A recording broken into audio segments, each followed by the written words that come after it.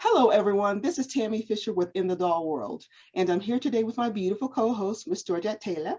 Hey, everybody. Miss Georgette. And today we're really excited to introduce you to Miss Akari Shigeta of VOLKS Doll Company. Akari is the director of the doll department, and she is also the daughter of Mr. Yuki Shigeta, who is the president of the company. He's the president and founder. So thank you, Akari, for joining us today. Welcome. Yes, welcome. Thank you. Konnichiwa. Thank you. For having And me. thank you. And Akari is accompanied by her wonderful translator, Miss Anne. Hello there. So Akari, we're going to begin where we begin. And that is with our first question is, please tell us your doll story. What is your doll journey? How did you get from the beginning to where you are now? まず私のこと先ほど紹介していただいて、私はこのボックスの会社の社長の2番目の娘にあたって、私が幼い頃、私の父と母は、小さなプラモデル屋さんのショップの、オーナーで、毎日このスケールモデルですね、飛行機とか戦車とか、そういったプラモデルの販売しているお店をやってました。で、長い間そういったプラモデルの販売をしていたんですが、ある時から、レジンを使った日本のアニメや映画のキャラクターを作るようになりまして、長い間その、ゴジラとかウルトラマンとか、仮面ライダーとか日本のアニメーションのキャラクターとかを男性のユーザーに向けて制作してたんですが、ある時私の母がお人形を作りたいというふうに、同じ素材と同じ技術を使って作りたいっていうのを発案しまして、でそこからドールを作り始める。で、私は学生でまだまだ、私の父と母がプラモデル屋さんやってる頃から自分のお店やこういうフィギュアとかプラモデルに興味があったんですが、アメリカの大学に行って、で卒業して日本に帰ってきた後、お人形の仕事の手伝いをするようになりました。So just as you kindly introduced me, I am the second daughter of the president of VOLKS Inc. But VOLKS Inc. actually started out as a small scale model shop. So they're selling plastic models of airplanes, tanks, those sorts of things. So I grew up around that and grew up with my family owning this scale model shop. And they were there every single day, my mother and father in the shop selling these scale models and selling these hobby figures. And then after some time, we started actually producing figures of popular figures at that time, of popular characters at that time. For instance, Godzilla, Ultraman, Kamen Rider, these very famous Japanese anime and movie characters. We would create little kits to build those figures out of resin. And of course, the audience for these, Godzilla and other monster figures was mostly male. It was mostly boys coming into the shop day after day.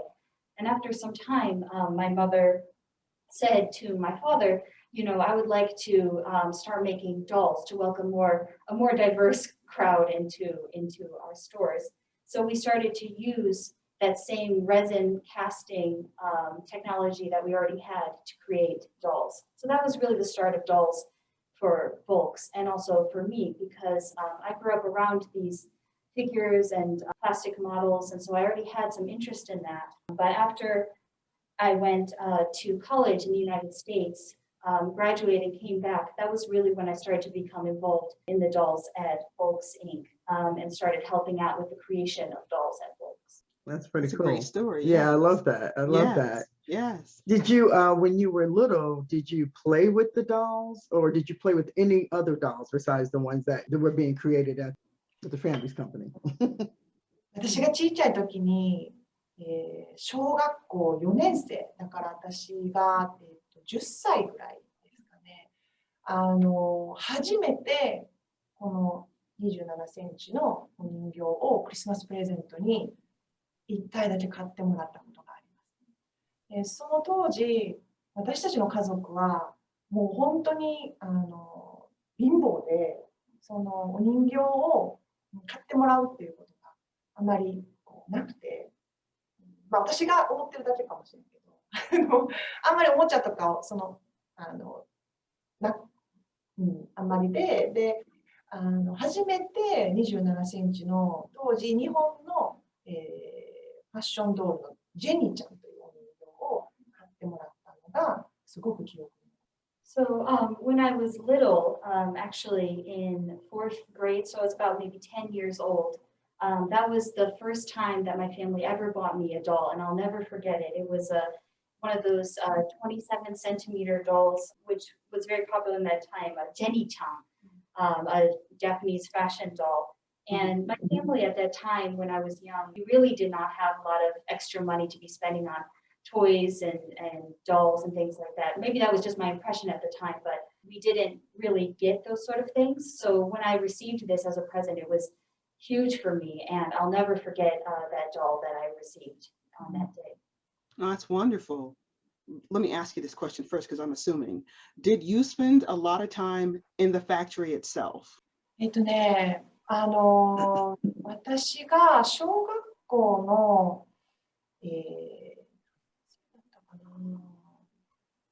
ちょっとはっきり覚えてないけれども、小学校の最初の1年生とか2年生とか、そのぐらいまでお店の上に住んでました。だからその当時は私たちは工場は持っていなくて、そのスケールモデルとか、あとは当時ガンダムっていう男の子のアニメキャラクターがものすごく人気があったので、ガンダムとかスケールモデルとかさまざまなプラモデルを仕入れて販売してた時代、私たちのお家はちっちゃなお店の2階部分が私たちの住まいで、普段は小学校から帰ってきたり、遊んだりするときにはもうそのお店の周りが遊び場というかだった記憶があって、でしばらくして家族がお店を出てマンションに引っ越すので、それ以降はあまり家族と仕事がつながるということが少なくなったんです。So when I was very young in elementary school, I don't really remember, but I think it was about first or second grade. We actually had our home in the second floor of our little shop. So we had the little plastic scale model and Gundam, those kind of like robot and airplane plastic toys being sold on the first floor, and then we lived on the second floor of that little shop. And at that time, we didn't have any sort of workshop or factory of our own. We were just purchasing at wholesale these kits and then selling them in our shop. But what I really remember is I would come home every day from school, and of course I would be playing around my house, but my house was this shop, so I was always playing around and running around the store. And then after that, we moved to an apartment, so we moved away from the shop, and during that time I was not as involved with the shop or with the company as a child. Okay. Very cool. Yeah, that seems like that would have been magical to be part of this, a toy company, to be able to play and interact and to, to just envision yourself. I mean, what was that like? I mean, 私が子供の時のおもちゃという感覚と自分たちの会社が扱っている商品の感覚とはもう全く別物で、私の会社ボックスはずっと昔からガンダムとかが流行ってた時はちいちゃな子供たちが対象だったけれども、しばらくしてガレージキットを作り出すようになってからは大人のお客様が多く来店されるようになって、私の父がものすごいコレクターだから、そのプラモデルとかを扱うことに対してものすごく厳しい。大切に扱わないといけない、きれいに扱わないといけない。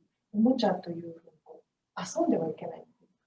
遊んでいけないというか、真摯に大切に取り扱わないといけないというのがすごく強かったので、子供供の時からおもちゃというよりも大切なものとして扱う。So actually, when I was a child, I didn't really think that of what we were selling as toys. I really separated in my mind what I thought of as a toy or something to play with versus what our store was selling. Of Okay. course, selling Gundam that was aimed more towards younger boys, but other than that, especially once we started selling garage kits, which really are for the very intense collectors who are adults, I definitely saw what we were selling as being things that were meant to be treated very carefully, especially since my father, he himself is a very passionate collector. And so he always was very strict about treating these kits, these assembly kits with much care and attention. And it wasn't something for just children to, throw around and play with. So I always thought of what we were selling as being something that was not something that I could just, I don't know if play is the right word, but not something that I could treat lightly. It was something that was more important and something that was something that had to be treated carefully. Okay, So I that makes a lot of sense. Yes, if that makes sense. Yeah, that's Yeah, great. that totally does. Yeah.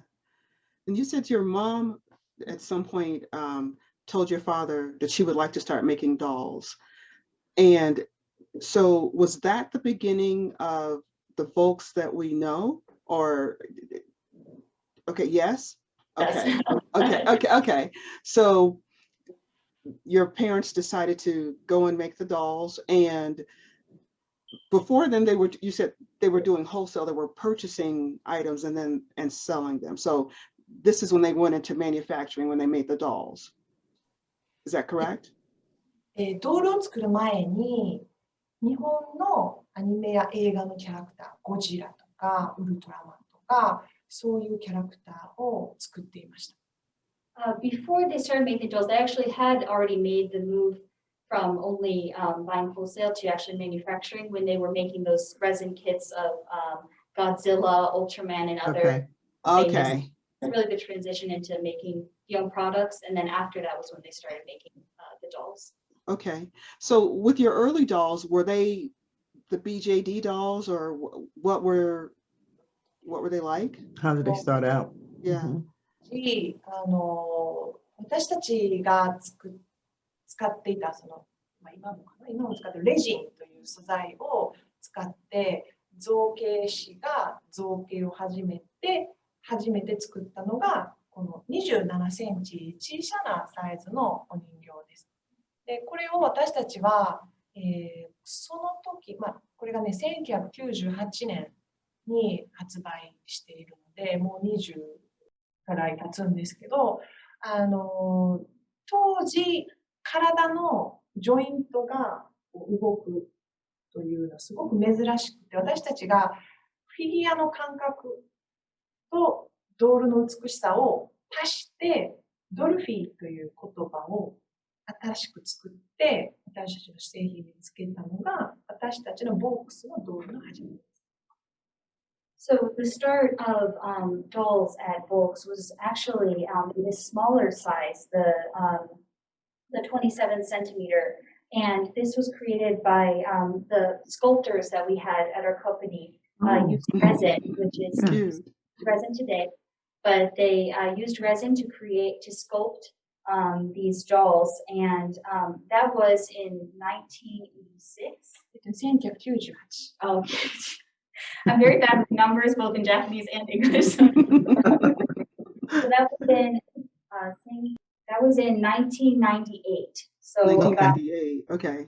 Over 20 years ago from now, that they started making these smaller dolls. But at the time, it was extremely rare to have joints in a doll, to have a jointed doll.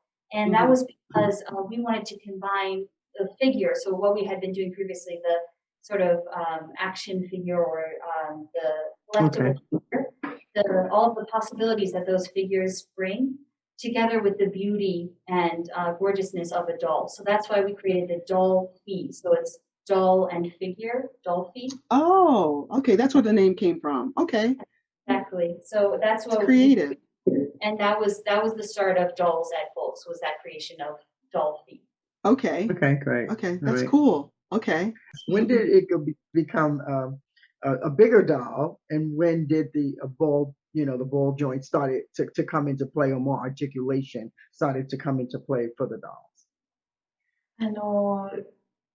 27センチを初めて作ったときに、すでにもうこの首、それからこの首の付け根もすっごくたくさん動くボディを作ったんですね。それは当時、ファッションドールとかコレクタブルドールと呼ばれているドールはもう全く動くことがなくて、ここと関節ぐらいしか動かなかった時代だったので、すっごく注目を浴びました。で、日本のドールのファンの方はもちろん、世界中からこのボークスのドルフィーについてはものすごく注目度が高くて、当時FDQ のパップ編集長もそうですし、それ以外のドールファッションドールの取材なども受けたぐらいものすごく注目度が高かった。で、すごくたくさんのドールが販売になりました。で、ドールのボディはすごく人気があって、たくさん販売されるに従って、たくさんのコレクターの方がお洋服を作るようになって、それぞれの感性で、それぞれのファッションをお人形にために作るという、私たちでいう、カスタマーさんとかディーラーさんですけど、彼らがすごくたくさん来られて、私たちがイベントを開催して、その方々の販売を手伝ったり、いろいろなたくさん起こって、で、たくさんの方がこの27センチを愛してくださったんです。すごく小さい。やっぱ小さすぎて、お人形のお洋服を作ったり、靴を作ったり、メイクをしたりすると、やっぱすごく難しい。ので、私の母が、より一層、ドレスをデザインしたり、メイクアップを美しくしたり、髪の毛をアレンジしたりするのを、もっと素敵に、誰でも簡単にできるように。そして、27センチはフィギュアが近いけど、もっと抱っこして、女性が赤ちゃんを抱っこして愛しく思うように、少し存在感のある道具にしたいなというふうに考えて、当時から今も第一線で働いている円子明宏という造形師に話を持っていったというのがきっかけ。So to sort of answer your question, as well as to just add, because you mentioned adding more movement to the dolls. Actually, even these 27 centimeter dolls had a lot of joints. They're movable in their necks, here, in their elbows, even in their wrists, all over their bodies, actually. Wow. And at that time, the standard for this size of dolls was just to have, the arm and the leg be movable, and the rest is completely stiff and motionless. And as soon as we released this, we actually, a lot of doll collectors and people interested in dolls all over the world, as well as within Japan, were extremely fascinated by this. And that was actually when Fashion Doll Quarterly and Pat actually reached out to us, interviewed us. We actually were featured in various other magazines, and clearly this was something new that many people had not seen before, to have all of these joints in this doll.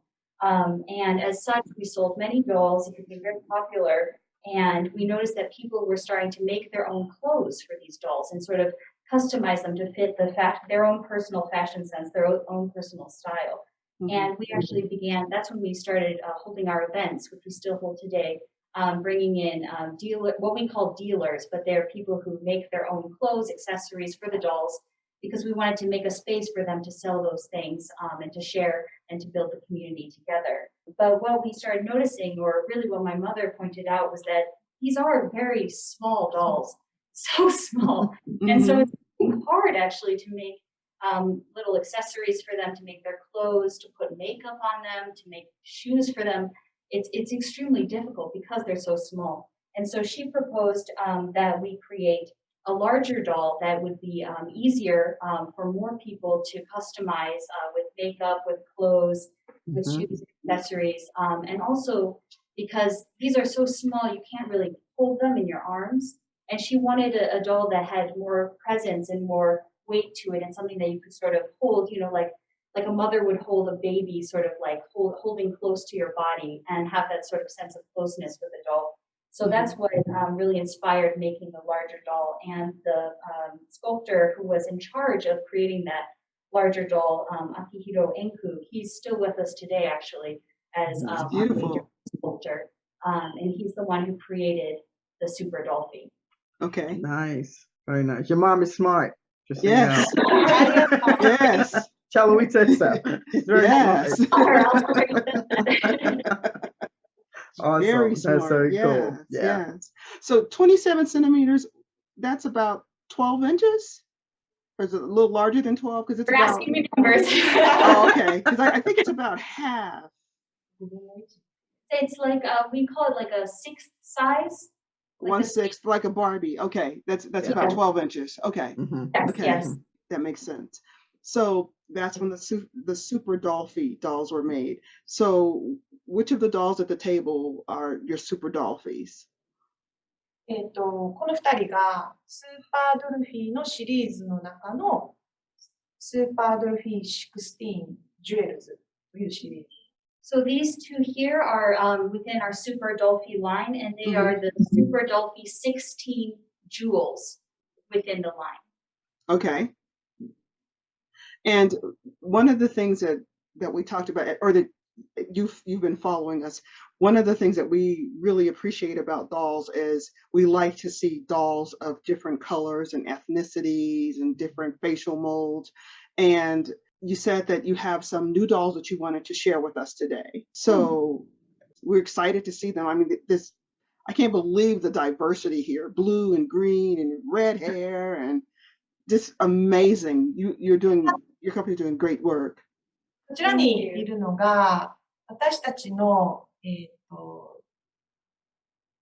3年前かな、2019年に、アメリカの、カリフォルニアで開催したドールズパーティーというドールズパーティー in LA で発売を開始したシリーズのドルフィーアイコンというシリーズ。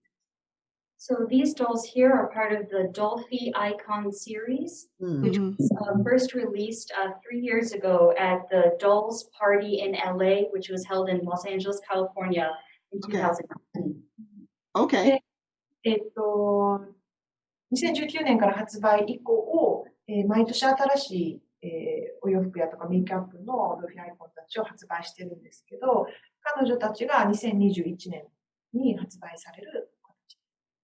So after the initial release in 2019, we have released a new variety every year with different clothes and different makeup, and these dolls are the 2021 Dolphy Icon. Okay. They're beautiful. ありがとうございます。私たちはスーパードルフィーとは違って、レジンではなくて、フレームにソフトバイナルがついて、メイクアップが一つ一つハンドメイドです。So unlike the Super Dolphy, they are not made of resin, but they have their base frame is made of soft vinyl. Okay. Okay. They, like the Super Dolphy, each and every one of their face makeup is done by hand. It's hand made up.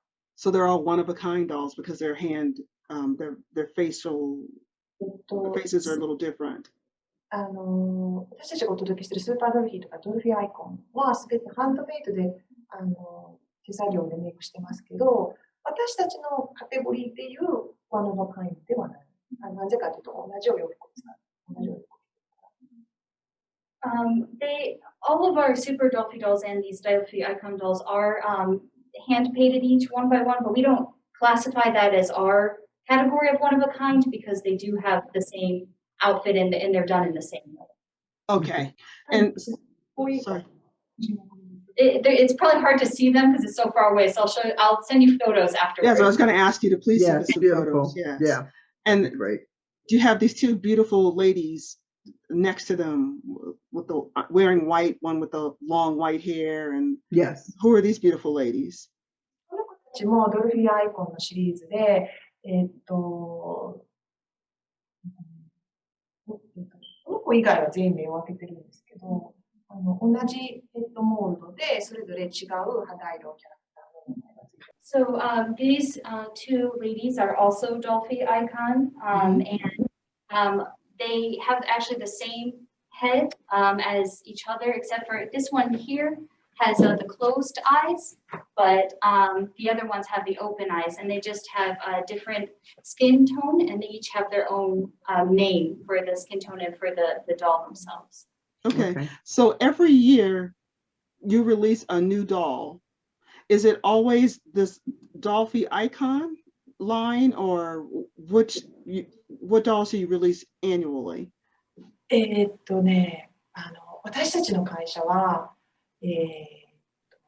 おそらく皆さんがご存知の普通の大きなドール会社と違って、小さいけれどもものすごくたくさんのドールを、年に一度というのはドルフィアイコンがボックス USA での販売を年に一度しているという意味だけであって、ボックス単体でいうと年に2ヶ月から3ヶ月に一度は新しいドールを。So just to clarify, we are not a huge, conglomerate corporation company. Yes. We are still a small company, but we do still release a huge variety of dolls yearly. What I mentioned before about each coming out yearly for the Dolphy Icon dolls is that the Dolphy Icon series is sort of renewed every year at VOLKS USA. So there's an annual release at VOLKS USA of these dolls with different outfits and different makeup. But you look at the VOLKS company overall, our releases, to be honest, we're probably releasing a new type of doll every 2 to 3 months. We're constantly Okay. That's a lot of releases. Okay. That explains, when I was looking, I saw all these little shows throughout the year. So that's why there's so many little shows. Now I got you. Okay, now I get it. Okay. I have a question. Sorry, go ahead. Did you want to say something? そうだから私たちがどうしてすごくたくさんのいろいろなドールを販売するかというと、一つの種類のドールの生産数がそんなに多くないんです。全部手作業で日本の京都で作っているので、大きなドールの会社みたいにたくさんの、いわゆるマスプロダクションといわれる何千体何万体というお人形を一度に作って、その年間数回しかリリースしないというタイプのお人形じゃなくて、少しのアマウントというか数字をいろいろなタイプのお客様に向けて少しずつ販売している。The reason why we have so many releases is because we don't have a big factory producing these. All of these are handmade here in Kyoto, so we can only produce in these small lots. So what we do is we just produce a wide variety in small lots so that we can offer dolls to as many different kinds of customers and different people with different interests as possible, while still, being able to produce within our limited resources. What is a small lot for you? Like what size would that be? どれぐらいサイズ少ないってことやんな。本当に少ないものはもう10体20体し、多くても数百体。So a truly small lot for us would be like 10, 20 dolls. Wow.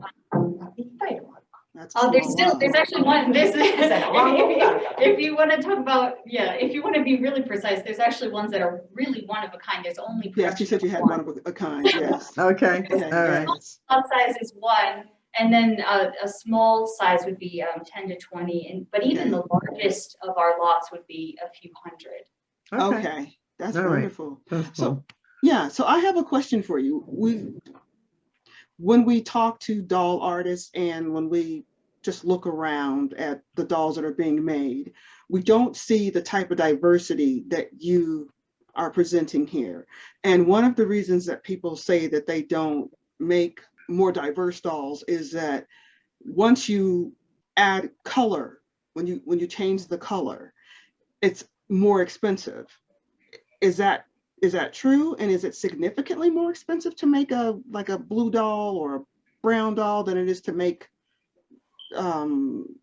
what they call in what I see on like the places that sell them is like the normal skin color. I mean, is it more expensive to make the different colors?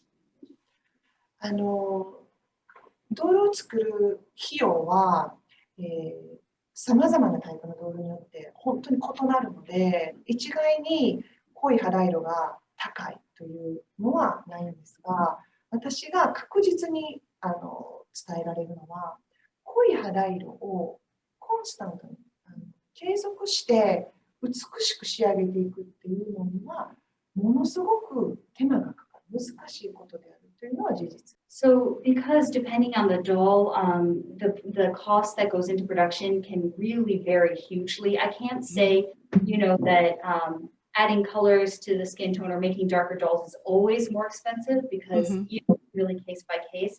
But what I can say for sure is that once you add color, it is extremely difficult to keep that color consistent for the entire production and for every piece of the production. And it takes a lot of work and it's an extremely, extremely challenging task to keep that color consistent. And Okay, that makes more sense. Okay, Yeah. now I understand what you're saying. Okay. Yeah, we didn't know that. Yes. すごい肌色が薄いモデルと彼女たちのように比較的濃い肌色、彼女もそうですけどがいるんですけど、同じように塗装メイクをしようとしても薄い肌色であればメイクのムラがある程度メイクのムラを発色とかパールを入れることによってごまかすことができるんだけれども、濃い肌色の場合は肌の質感とかシャドウの入れ方とか、それからコントラスト、眉毛の色とかリップの色とか、肌色に対して濃い肌色を使うときのグラデーションとかコントラストがものすごく難しくて、私も、メイクをするんですけど、その薄い肌色よりも濃い肌色の方が美しさも、それから平均的にボディトーンを合わせるのも何もかもがやはり難しくて、チャレンジングすごく、だからこそ楽しい。Another aspect is that with makeup, for the makeup of the dolls, with the lighter skin tones, it's easier to sort of blend things out or not show the lines of the makeup. It's easier to sort of use, pearl or highlights to sort of hide any imperfections in the makeup or, sort of blend it out and make it look natural and smooth. But with the darker skin tone colors that we can see in these dolls here, it's an extremely challenging task to make the makeup blend nicely and look natural and look good, especially with the lips and the cheeks. It's so important to get it just perfectly right, or it ends up looking the dark skin tone just shows it right away that it's not wrong, that's not right. And it's also difficult to match it with the body and the overall skin tone to match the shading and the shadowing so that it looks right. Of course, that's why I enjoy it, because it's a challenge. I think it's a lot of fun, but it does take a lot of work, and it is a difficult task. Thank you. Wow. Yeah, Thank you for sharing telling that. us that. Yeah, because all we've heard before is that it costs more money to make a darker doll, but no one has given us those details. We really appreciate you sharing those with us. Yeah. So we were just talking about paint, and one of the things that I've seen recently that's being discussed, not only in the doll world, but just being discussed, is paint and how difficult it is to get paint. They're saying that titanium dioxide, which is used to color the paint, is difficult to purchase. And it's, I don't know, it's some kind of way associated with what's been happening with COVID. Are you finding yourself in a position where you're having a hard time getting paint or titanium dioxide? Is that impacting you? あなたからの質問をいただくまで、私たちにそのものの、入手が困難であるとか、そういった認識はありませんでした。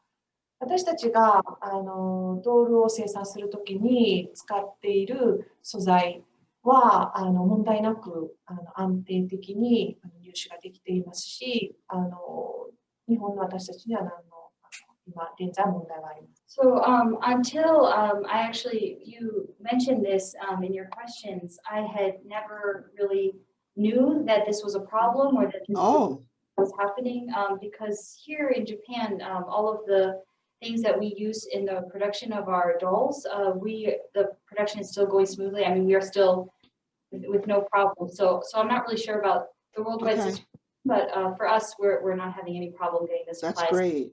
that we need.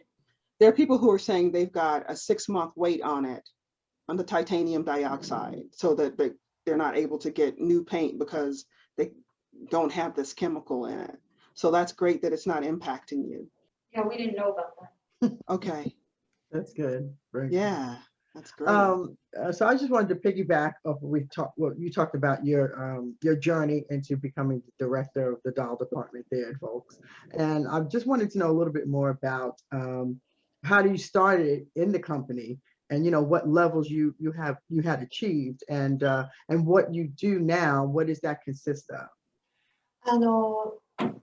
私の場合、大学を卒業してすぐに日本に帰ってきたんではなくて、少しアメリカの大学で仕事をして、で私はデザインの勉強をしてました。グラフィックデザインとかイラストレーションとか、ウォーターカラーとか、そういうアートの勉強をして、少しアメリカの大学の中で働いて帰ってきて、すぐにそのドールの仕事に就いたんではなくて、一度私の父から勉強した方がいいということで、東京のお店にショップのスタッフとして数ヶ月間働いてました。So actually, after I graduated from college in the United States, I didn't come immediately back to Japan. I actually worked for a little bit in the States. And I studied graphic design, illustration, watercolor, those sort of artistic things in the States. And so I did some work related to that. And after I returned to Japan, my father said that it was best if I get some experience out in the field, so to speak. So I went to our store in Akihabara in Tokyo. It's sort of like the hobby center of Tokyo, very, very busy, bustling place. And so I worked there as a staff member for a few months before then returning to Kyoto. And just something that you mentioned before was that at that time, we did not have a doll department yet.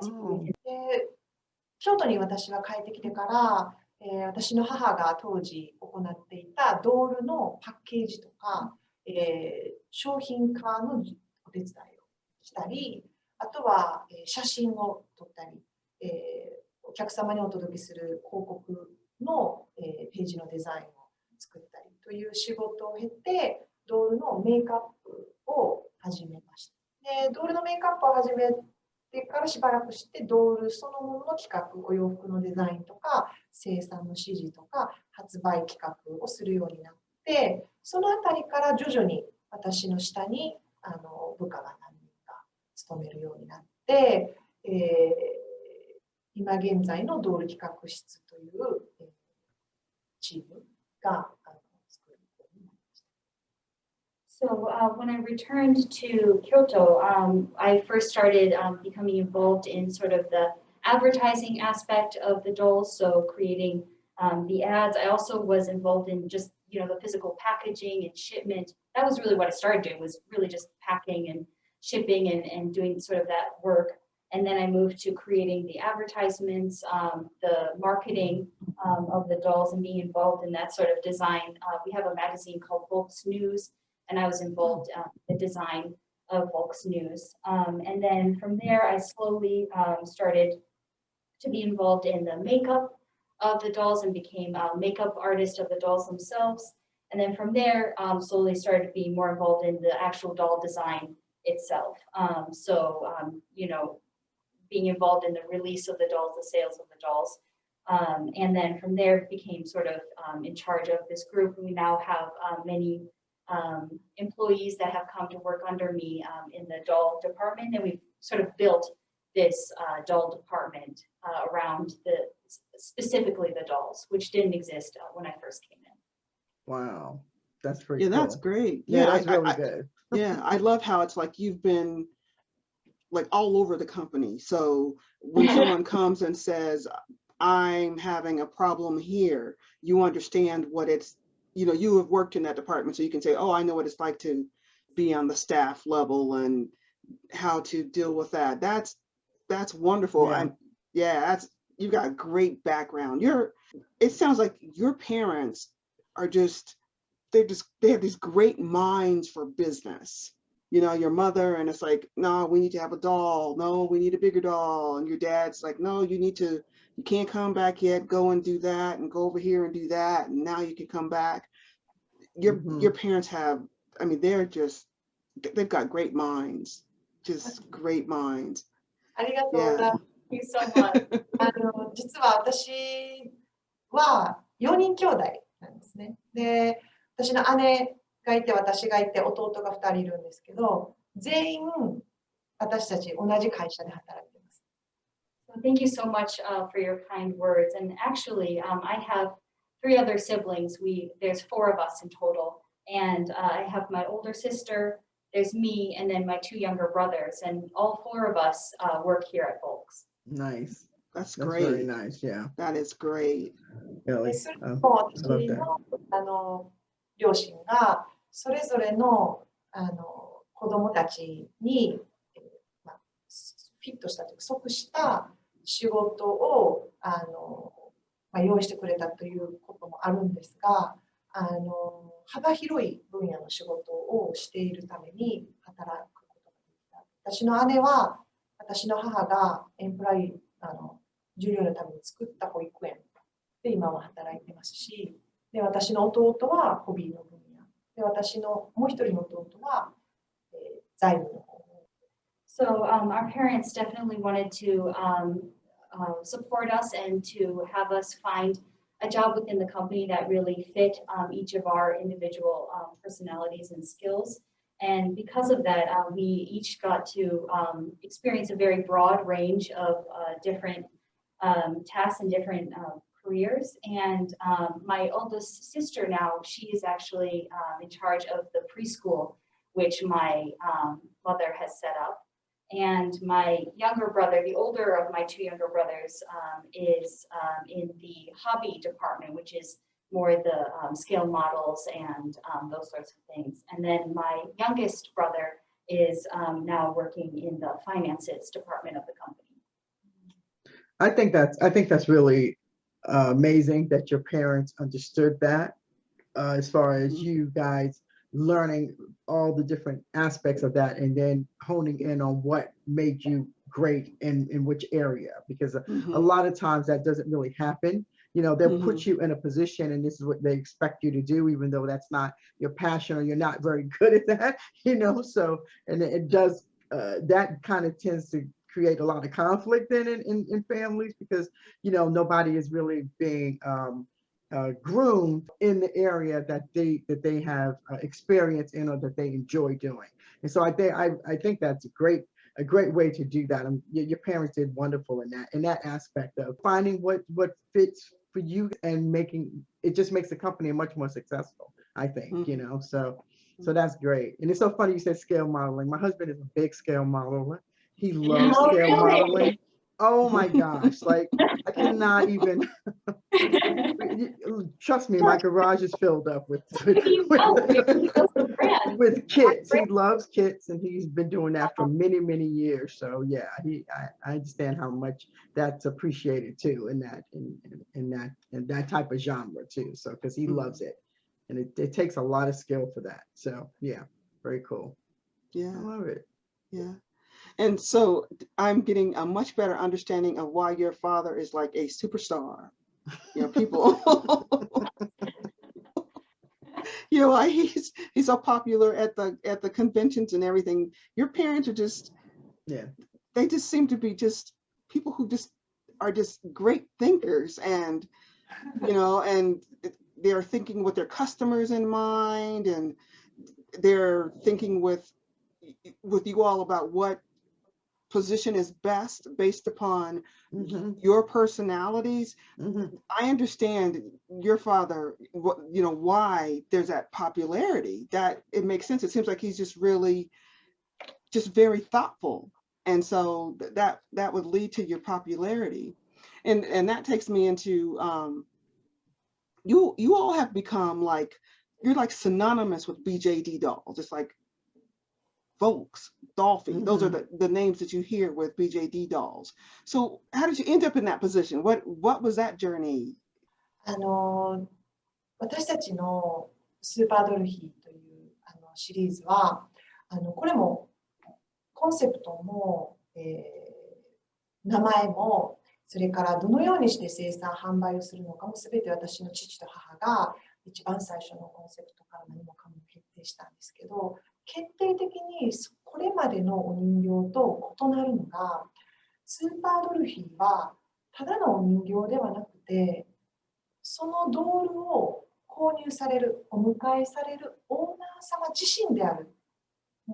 スーパードルフィーはもう一人のあなたというコンセプトが最もスーパードルフィーでは他のドールと異なる。So for well, first of all, thank you very much for your kind words. But our Super Dolphy series, every aspect of it, from the name of Super Dolphy to how it would be produced, to the concept, all of that was actually chosen by my mother and father. I think that helps it become very unique and also different from all dolls that came before it, because a very important concept to us in Super Dolphy is that it's not just a doll as just an item or just a thing. The Super Dolphy is a concept that includes the person who, in Japanese, we have a word it's sort of like welcome or like bring in. It's the same word that you use when someone comes home and you welcome them into your home.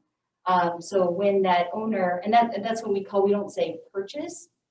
When that owner welcomes in that doll, there's that special connection, and we actually call Super Dolphy another you, or for the owner's point of view, it's another me. And I think that that's really what helps Super Dolphy. When we started developing the Dolphy concept about 30 years ago, my parents or our company, we didn't know that. We didn't really understand that aspect of doll culture so much.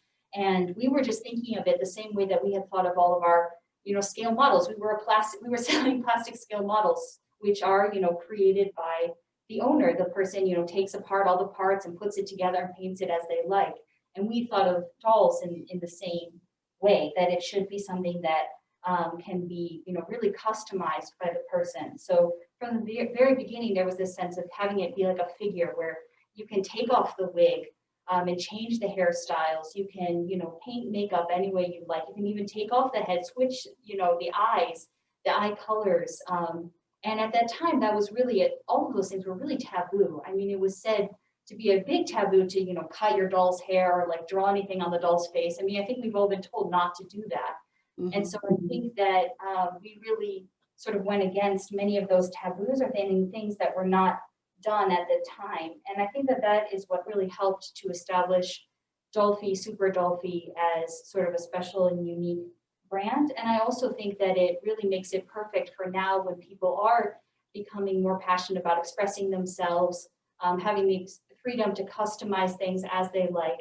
And so I think that it ended up actually being perfect for the current culture of really being free with customizing your dolls and not just keeping it in a box where you don't open it and you don't change the clothes. So I think in that way, that's another way that Dolphy has remained such an important brand and why it is so unique in that way. Yeah. That's another thing that's great, because one of the other things that we've seen happening is we see this emergence of repainters and customizers. So that I'm sure, I don't know which came first, that or you all, but how that has come together is really beautiful. And there's now another field. Actually, there are multiple fields from the whole customization. There are people who make wigs or who make clothes or who make eyes, or they do the repainting, and that's really lovely. And I like how you told us earlier about how your family embraces them. You have the conventions where they can come together and people can purchase dolls or wigs, or, you know, they all come together as a family. And I'd like also, you were talking about the doll comes home. It's like you come home. Yes. And there is a ceremony that I saw, and I'm wondering how the ceremony fits into this. And the ceremony, sorry if I say it incorrectly, but from what I read, people can, if they buy a doll while they are there at your factory or at an event, there is an omuke ceremony. Yes. Can you please tell us about that? I saw a picture, but I don't understand what that is.